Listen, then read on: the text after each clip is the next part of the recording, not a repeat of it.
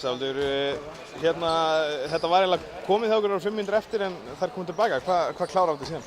Já, komið og ekki komið. Það er náttúrulega leikurinn 40 mínútur, þannig að það verður að spila alla 40 mínúturnar.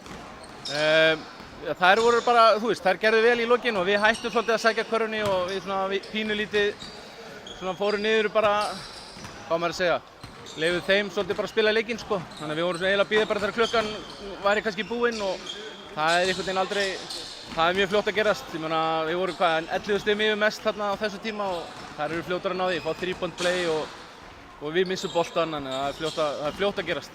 En momentið svingar svolítið með þeim þegar það er 1 mínútu eftir og þeir klára þetta samt. Það hlýtur að vera karakter.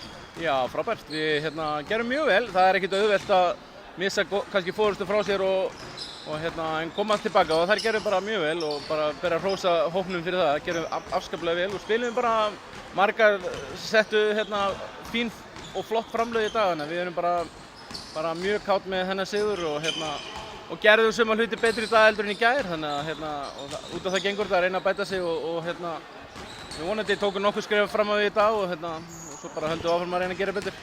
U18-lið sem þú varst aðstoðarþjálfari líka tapaði fyrir þessu liði eistum í fyrra, þannig að það hlýtur að vera svona smá gaman að vinna þetta. Já, auðvitað, það er alltaf gaman að vinna, skemmtilega sem maður gerir, maður er í þessu til þess að vinna og bæta sig og við sem þjálfarar og leikmenn erum á sama stað, maður vill vera betri og frábært að vera með Inga í þessu og ég er alltaf að læra og